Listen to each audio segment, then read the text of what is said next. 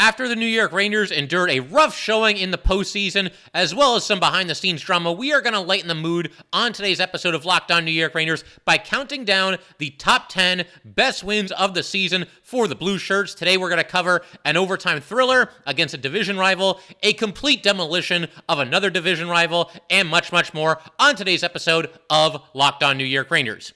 Welcome back, Blue Shirts fans, to episode number 836 of the Locked On New York Rangers podcast. I'm your host, John Chick. Just want to thank you guys, as always, for making Locked On New York Rangers your first listen every day. We are free and available on all platforms, including YouTube. And today's episode of Locked On New York Rangers is brought to you by Birddogs. Go to birddogs.com/LockedOnNHL. And when you enter promo code LockedOnNHL, they will throw in a free custom Birddogs Yeti-style tumbler with every order. And we are, of course, part of the Locked On Podcast Network, your team every day. So I want to go ahead, just jump right into it. This is actually going to be part one of a two-part episode. Going to cover the 10th best win through the 6th best win of the season today, and then we'll do the top 5 in our next episode. Very much looking forward to this. As I mentioned, we need to lighten the mood a little bit here. It's been a lot of chaos and a lot of angst among Ranger fans ever since the season ended in what can only be described as very disappointing fashion. And obviously, behind-the-scenes drama with the Rangers as well. They need to find a new coach. And obviously, we've been covering, the Rangers' search for a new head coach. But today, want to, again, just kind of bring down the temperature a little bit. Let's relive some of the nice parts of the season. Because even though the season was a disappointment in general, that's not to say that there weren't some nice wins and some cool moments. So we're getting to those today. And we're going to start with number 10. January 10th, a 4-3 shootout win by the Rangers over the Minnesota Wild. The Rangers started the new year by going 5-0-1 in their first 6 games. They were really feeling it. That bad stretch that they endured in the fall was clearly behind them at this point. And this is just a really nice win for the Rangers. This is the 5th game of that 6-game stretch in which they went 5-0-1. And in this game, they rallied out of a 2-0 first period hole. You had Ryan Reeves picking up a secondary assist on the second of those 2 goals for the Wild, because of course he did. So Reeves, the former Ranger, had a hand in making it 2-0.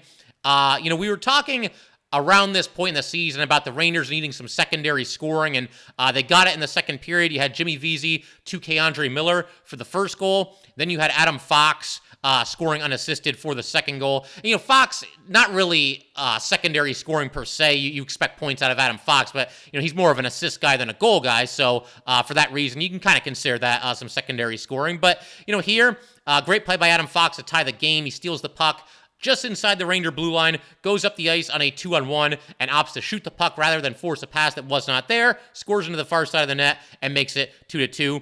Then, of course, it's still tied, 4:33 into the third period, and who scores for the Minnesota Wild? Well, that would, of course, be Matt Zuccarello. That's just the way it goes when the Rangers are playing their former players. But then you got Filipino tying it at 13:35 of the third period. So the Rangers crawl out of a 2-0 deficit, and they crawl out of a 3-2 deficit to get this game tied. And then we're in overtime. Nobody's able to score in the overtime period. Kakko and Zuccarello both score in the first round of the shootout. Mika Zibanejad and Kirill Kaprizov do not score in the second round, and then it goes to the third round. It's still tied. We've got Panarin shooting in the third round for the Rangers. He goes wide to his right, back to his left, and just roofs a backhand shot. I mean, Panarin is just lethal in those shootouts. Frederick Gaudreau has a chance to keep the Wild alive, but he's got to score to do it. Made some nice moves, but Igor never really gave him anything, and Gaudreau's shot went off the side of the net, so he wasn't even able to put it on net. Like I said, Igor stayed with him all the way, hung in there, and did not allow him to score, and the Rangers get a very dramatic win. And this was actually 2 days before the Rangers ended up beating the Stars 2-1 in overtime, so 2 thrilling wins right in a row, and we will get to that win over the Stars, a little bit of a spoiler, in part 2 of this special, because that is top 5 material. I won't give away where it lands on the list, but we will clearly cover that game as well. And as far as the goal of this game, we're going to do that through this countdown as well. All 10 games, we're going to break down the best goal that the Rangers scored. And for this one, we're going to give it to Keandre Miller. His goal cut the Wild lead to 2-1. It got the Rangers going a little bit, and just a really nice play. You had Jimmy Vesey poking the puck out of the Ranger zone into the neutral zone, and There were two players on the Minnesota Wild that were closer to the puck than Keandre Miller was, but he didn't care about that. He explodes up the center of the ice, gets to it first, goes in on a partial breakaway, and scores to, once again, cut the Wild lead down to 2-1. That got the Rangers going after, a little bit of a shaky first period, and they were on their way to ultimately completing the comeback and winning in the shootout. Always nice to win one of those games. I mean, it's not the perfect way to do it, but it's a very gratifying win when you trail the entire way and you don't take the lead until overtime when the game ends, or the shootout when the game ends. And in this case, it was the shootout. We're going to keep everything rolling in just a second. Our next spot on the list is actually going to go, we're going to go all the way back as far as we possibly can. That's going to be to opening night, an impressive 3-1 win against the Tampa Bay Lightning right out of the starting blocks. We got some other games to get to as well, and we're going to do that in just a second here. But first, we do have to let everybody know that today's episode of Locked On New York Rangers is brought to you by Birddogs. Everybody looks better and feels great when wearing Birddogs. Their stretchy fabric makes my legs look great, and they're comfier than my other shorts and my other pants. They give me the freedom to wear one pair of shorts or pants on the Frisbee golf course, to a meeting, a date with my wife, or hanging out with my friends. They're just the best. I can't possibly imagine myself going back to any other types of, pants, jeans, shorts, whatever you want to call it. Birddogs are definitely the way to go for me going forward. And Bert Kresher wakes up at his lake house wearing Birddogs, goes for a swim, grills burgers, and chills with his family, all in the shorts he associates with the summer Birddogs. College football nerds say they are the perfect pants for dads that have a little extra gut. Birddogs make them look great and feel comfortable. Part of my take, host PFT famously never wears pants, and the only shorts that he truly loves are, of course, Birddogs. Go to birddogs.com/LockedOnNHL, and when you enter promo code LockedOnNHL, they will throw in a free custom Birddogs Yeti-style tumbler with every order. Once again, go to birddogs.com/LockedOnNHL and enter promo code LockedOnNHL. All right, we just want to go ahead and thank everybody, as always, for making Locked On New York Rangers your first listen every day. We are free and available on all platforms, including YouTube. And for the everydayers, definitely stick around. Our next episode, I think we're going to go ahead and dive right into part 2 of this countdown. We'll get to the best 5 wins of the season for the New York Rangers. And then we're going to dive into free agency a little bit later in the week. It's going to be a lot of fun. You don't want to miss any of that. We're going to discuss both the Rangers' own free agents, everybody from Patrick Kane and Vladimir Tarasenko to minor league free agents and everything in between. And also going to look at some free agents from around the NHL that the Rangers might be interested in as well. But for right now, let's continue with the countdown. Move on to number 9 here. Once again, an opening night 3-1 win against the Tampa Bay Lightning. This occurred on October 11th. Just had a big game feel before the puck ever even dropped. I mean, this is a team that you lost to last year in the Eastern Conference Finals. It's a team that had won the Eastern Conference Championship for 3 years running. So obviously, you're going up against a Goliath of sorts and one of the powerhouses of the Eastern Conference. You add to the fact that, there seemed to be a good amount of bad blood brewing. That's a little bit of a tongue twister. Bad blood brewing between the Rangers and the Lightning. A lot of fisticuffs toward the end of Game 5 of the Eastern Conference Final the year prior. Lafreniere and Stamkos were going at it. And, that series got nasty at times, a lot chirping both ways. And so, obviously, the Rangers starting with the Lightning, Eastern Conference Finals rematch. It's in Madison Square Garden, big game feel. You want to see the Rangers kind of give the Lightning a little bit of a counterpunch from, what happened to them last year in the playoffs. And that's exactly what the Rangers did for a very, very long time this season. I thought this was definitely the best win of the season for the Rangers. And as it turns out, it's only going to rank at number 9 on this countdown. But for a while there weren't really any other, big-time quality statement wins that the Rangers had in the early parts of the season that could really top this. This is really a nice win, a great way to make a statement coming out of, the offseason and going into the next season. And the Rangers in this game, they just looked faster. They played more physical. Igor Shesterkin, you've got him out-dueling Andrei Vasilevsky. It's always exciting on opening night. One of my favorite parts about opening night, apart from the obvious, hockey's back and Ranger hockey's back, but one of my, favorite aspects of opening night is always seeing different New York Rangers making their debut. There were a couple this year, none more notable than Vincent Trocheck, and he was pretty active in this game. Did not get on the score sheet, but he ended up with 4 shots on goal, 2 takeaways, and he had 22:07 of ice time, which was actually second among Ranger forwards, which is, very impressive and very noteworthy considering the fact that, once again, he was making his New York Ranger debut. You got Mika Zibanejad scoring the first goal of the season on a shorthanded goal early in the second period. Stamkos tied the game about 6 minutes later.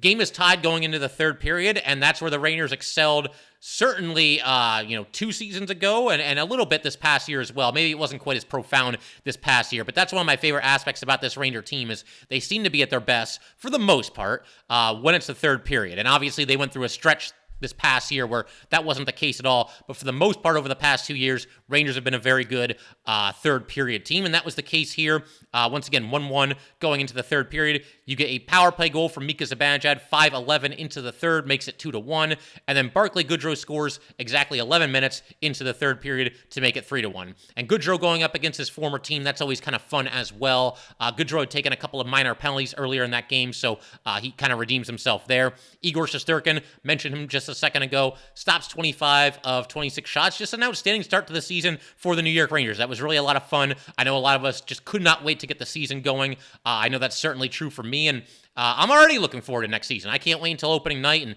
seeing the schedule and who the Rangers are going to match up with, and hopefully you get to start the season 1-0 once again if you're the New York Rangers. And a lot's got to happen between now and then. We got free agency, the draft. We got to find a new coach, the whole 9 yards. But yeah, opening night cannot come soon enough if you're a fan of this New York Ranger team. Something else is a quick aside here that's just kind of crazy. You look at this opening night roster and you see just how much a team can change in the span of only one full season. Listen to some of the players that were on the roster on opening night. So you've got Ryan Carpenter, which you might have forgotten he was even on the Rangers. You got Ryan Carpenter, you got Vitaly Kravtsov, you've got Ryan Reeves, and you've got Zach Jones. Now, Jones, of course, there could still be some plans for him going forward, and I think he'll get another crack at it next season. We will see. But then you go to the 3 scratches for this game. They were Libor Hayek, Dryden Hunt, and Sammy Blais. So 7 players on this roster that were not with the Rangers at the end of last season. Carpenter, Jones, and Hayek were all with the Hartford Wolfpack. Kravtsov, Reeves, Hunt, and Blais were all either traded or waived. So just pretty wild and pretty eye-opening just how much a team can change its personnel from the start of the season to the end of the season. As far as the goal of the game for this one, we're going to go ahead and go with Mika Zibanejad, the shorthanded goal that made it 1-0. For starters, it's the first goal of the season. That's always exciting. Everybody on Twitter is always, oh man, who's going to get the first goal? Who's it going to be? It ends up being Mika Zibanejad on a shorthanded goal, no less. But just a beautiful goal in general. Excellent play by Jacob Trouba. He gets to the puck in the Rangers zone. He gets there before anyone on Tampa can. Makes a great pass through the neutral zone. Hits Mika Zibanejad in stride at the red line. Mika goes up the right side, drives to his left to the net, goes to his backhand, puts the puck into the far side of the twine, and just like that, the Rangers are up 1-0, and they were on their way once again to a very solid, just, feel-good opening night win against the Tampa Bay Lightning. It was a great way to start the season, and I was thrilled after that game. Couldn't wait to record the episode. I knew you guys were excited for Ranger hockey to be back and get just a little bit of payback against Tampa after they beat the Rangers in the conference final the season prior. To keep everything rolling here, let's move on to number 8. I'm going to go with a 4-3 overtime win against the New Jersey Devils after the Rangers trailed 2-0 early in this game. That occurred on December 12th. The Rangers and Devils, they had some battles throughout this regular season, and I always had this kind of gut feeling all year as this year was unfolding. I know a lot of people thought the Devils were playing over their heads, and maybe they were to a certain extent because they were on fire to start the season, and nobody can maintain that kind of a pace the entire regular season. They eventually cooled off a little bit, but this idea that they were going to fall apart, I was never really buying into it. I got the feeling that the Rangers and Devils were on a collision course to meet in the first round of the playoffs. Kind of had the same feeling the year before with the Penguins. Sometimes you just kind of have this instinct, and it just kind of feels like that's the way that it's going to be. Unfortunately, the Rangers went only 1-3 against the Devils in the regular season. Technically 1-2-1, but 1 win, 3 losses against the Devils. But this is the game that they won that we're highlighting here, and just an absolute thriller of a win for the New York Rangers. They had lost to the Devils 2 weeks before this, so it's nice to see them get a little bit of payback here. And the Devils, like I said, this is early in the season. This is when the Devils were really on fire. They had won 11 straight games on the road, had the Devils, and so the Rangers obviously snapped that streak. But these Ranger-Devil games, and this rivalry is back in full force. because even before both these teams got good again, even when both these teams were still rebuilding and they were struggling a little bit and kind of near the bottom of the standings in the Metro, these games between the Rangers and Devils in recent seasons, the last 4 seasons, I would say, they always just kind of have a big game feel to them. It just feels like these teams are going back and forth. You end up getting, outstanding individual performances, or you get a last-second goal, or you get some overtime heroics, or it goes to a 7-round shootout. I remember Kreider beat them in a 7-round shootout about 2 years ago. And it just feels like there's always something crazy going on, and it feels like both teams are always going full bore when they play each other. But the Rangers, this one didn't start so good for them. They were down 2-0 just 5 minutes into this game. Goals by Hischier and Mercer. Kreider gets the Rangers back into it late in the second period with a goal to cut the Devils' lead down to 2-1. Hughes then scores in the second period to make it 3-1 Devils. Exactly 3 minutes later, after that goal by Hughes that made it 3-1, the score was tied at 3-3, and that's because of a power play goal by Vincent Trocheck and an even-strength goal by Kaapo Kakko. And those goals were both noteworthy because they happened exactly 7 seconds apart from each other. I didn't remember that right offhand, but when I was looking at the box score of this game and kind of doing some research, what's going to make the top 10 here, I saw that and I was like, yeah, that's right. I immediately remembered it. The Rangers scored 2 goals once again in just 7 seconds. So Trocheck has a redirection off of a shot from Adam Fox on the power play. That's the one that cut the Devils' lead down to 3-2. And then the ensuing faceoff, the Rangers, specifically Philip Hedl, wins the faceoff. You've got K'Andre Miller sending the puck into the offensive zone. Hedl gets it along the boards, makes it behind the back pass to K'Andre Miller. Miller picks it up, passes across the ice to his right to Kaapo Kakko. Kakko's there. He slams it home and ties the score at 3-3 for the Rangers. And then we get a scoreless third period, another just battle for 20 minutes there. And then Philip Hedl wins it at 2:15 of overtime.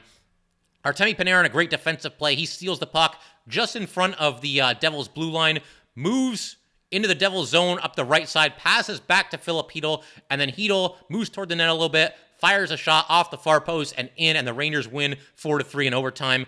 Another one of those games where, just like our number 10 entry, the Rangers did not lead for any of it. They didn't lead until the game ended. Philip Hedl scoring in overtime. And this is kind of when Philip Hedl was coming into his own a little bit, had a little bit of a breakout season last year, and nice to see him come through with a clutch moment and a clutch goal in overtime here. Big win over the rival New Jersey Devils. As far as the goal of the game for this one, I'm going to go with the first goal by Chris Kreider. And the reason I love this goal is because all 5 Rangers on the ice had at least a little bit of a hand in it. All 5 Rangers touched the puck all right in a row. You had Libor Hajek. He gets the puck behind the goal line, passes into the other corner over to Jacob Trouba. Trouba goes up the boards to Jimmy Vesey at the Ranger blue line. Then Jimmy Vesey with a great cross-ice pass to Vincent Trocheck on the left side. Just a beautiful pass by Jimmy Vesey here. 2-on-1 for the Rangers. Trocheck is going in up the left side. He delays for as long as he could. He eventually sends a pass to his right to Chris Kreider, and Kreider's there to slam the puck into the net and cuts the Devils' lead to 2-1. Rangers really needed that. Obviously, that was kind of the catalyst of the Rangers getting going, getting back into the game, and ultimately pulling off this overtime win and defeating, once again, the arch-rival Devils. But yeah, the thing that I love here is, once again, all 5 Ranger skaters on the ice touched the puck in succession. All of them had at least something of a hand in this, and just some great passing and a great finish by Chris Kreider on the doorstep. We're going to keep everything rolling. I mentioned this in the intro. We are going to talk about what was basically just a complete demolition by the Rangers of one of their division opponents. You might be able to figure this one out. I mean, it's tough because there's 82 games, hard to remember everything. But this was just a one-sided butt kicking. A lot of these games are going to be pretty dramatic on this countdown here. Overtime, shootouts, comeback wins, the whole 9 yards. This one was just a complete demolition at number 7. And we're going to get to that in just a second. But first, we do have to let everybody know that today's episode of Locked On New York Rangers is brought to you by FanDuel. FanDuel is simply the best. It's the only gambling website to ever go with. Make a fast break to FanDuel during the NBA playoffs because right now, new customers can get a no-sweat first bet up to $1,000. That's $1,000 back in bonus bets if your first bet does not win. There's no better place There's no better place to bet all the playoff action than America's #1 sportsbook. Visit FanDuel.com/lockedon and get a no-sweat first bet up to $1,000. That's FanDuel.com/lockedon. FanDuel, the official sports betting partner of the NBA. All right, let's keep everything going here. I'm already looking forward to next season. Counting down these games here and reminiscing about all these fun Ranger wins. I know the season ended in shocking fashion, disappointing fashion, anger-inducing fashion. Call it whatever you want to call it. It was bad. I mean, let's be honest here. The Rangers basically no-show for games 4, 5, and 7. They lose a series in which they led the Devils 2-0. I think it was a pretty winnable series for the New York Rangers. Take nothing away from the Devils. I thought, they certainly came into their own this season, but that should have been the Rangers season and probably would have been if they simply matched or exceeded, even just matched the Devils' work ethic. But they did not do that, and take nothing away from the Devils. They earned the series win. But yeah, that was really rough. But it is fun going back and recapping these dramatic wins for the Rangers. And it just makes me look forward to seeing Ranger hockey this upcoming season. Hopefully it's doing the same for you guys as well. It's not all doom and gloom. There were some good things that happened this year, despite the rough ending. But once again, moving ahead to number 7 here, the Rangers squeaked past their arch-rival Pittsburgh Penguins by a final score of 6-0 on March 18th. And again, as I mentioned, a lot of these games on this list are going to be really competitive, come from behind wins for the Rangers, overtime, shootout, the whole 9 yards. Some games that the Rangers win are just fun, and this was fun. Just a complete and utter domination of the Pittsburgh Penguins, a team that was starting to really spiral at that point in the season. And then, of course, they end up missing the playoffs by just 1 point. And more on that in a second, because that's also kind of why this win is where it is on this list here. But, I mean, Rangers, top to bottom, everybody just lighting up the score sheet. A goal and 2 assists for Mika Zibanejad, Artemi Panarin with 2 goals, Vladimir Tarasenko a goal and an assist, Patrick Kane with 2 assists, Jacob Trouba, a goal and an assist, and Keandre Miller with 2 assists. Those were all the multi-point Rangers for this game. Artemi Panarin had a big power play goal with 11 seconds remaining in the first period. That boosted the Ranger lead up to 2-0 and kind of set the stage for what was about to happen. Igor Shesterkin was awesome. That's pretty much an evergreen statement for a lot of these games on this list, but he ends up with a 33-save shutout. And the Rangers were actually outshot in this game 33-24. So the Rangers scored on a quarter of the shots that they put on goal, which is pretty crazy. Tristan Jarry got chased out of this game after he allowed 4 goals on just 17 shots. And as I mentioned before, one of the reasons why this countdown ranks so high on this list is because the Rangers basically contributed to the Penguins' downfall, to their spiral, whatever you want to call it. The Penguins end up missing the playoffs by a single point. They were just 1 point behind the Panthers when the season ended. And once again, when you consider the fact that the Rangers just smacked them 6-0 here, that was 2 days after the Rangers also beat the Penguins by a final score of 4-2. It's just awesome because when you think about it, if the Penguins had won either of these 2 games against the Rangers, then they're in the playoffs and the Panthers are not. And look, the Panthers, they're about to go to the Stanley Cup Finals. They just completed their sweep of the Hurricanes. Would the Penguins have made it that far? I don't think so, but man, who wants to take chances? The Rangers winning these 2 games, you could look at any Penguin loss and technically, okay, if they won that game or that game or that game, they would have gotten 2 more points. They would have been in the playoffs. But bottom line, it's a Ranger podcast. So the way I'm choosing to frame this is the Rangers won both these games, and that's what kept the Penguins out of the postseason this year. But just a lot of fun. Just a fun game to watch. It was 6-0 going into the third period. It's not too often in hockey where your team is in a situation where you can pretty much just completely relax as a fan and know, okay, we're definitely winning this game. There's no way we're going to lose. There's 20 minutes left in the game. The Penguins are not going to get 6 pucks past Igor Shesterkin in the span of 20 minutes. It's just not going to happen. The Rangers were well on their way to a win. And again, just a very, very enjoyable victory for the Rangers. And another fun fact about this win, the Rangers won this game 6-0. It was on a Saturday. The Rangers had a back-to-back that weekend. They were also playing the Nashville Predators on Sunday. And when they played the Predators, they beat them 7-0. So not a bad weekend for the New York Rangers, outscoring their 2 opponents by a final score of 13-0. Pretty crazy. As far as the goal of the game, Jacob Trouba scored a goal in this game, and I thought about giving it to him just because we all know how much Penguin fans love Jacob Trouba. But we're going to actually go with Panarin's second goal.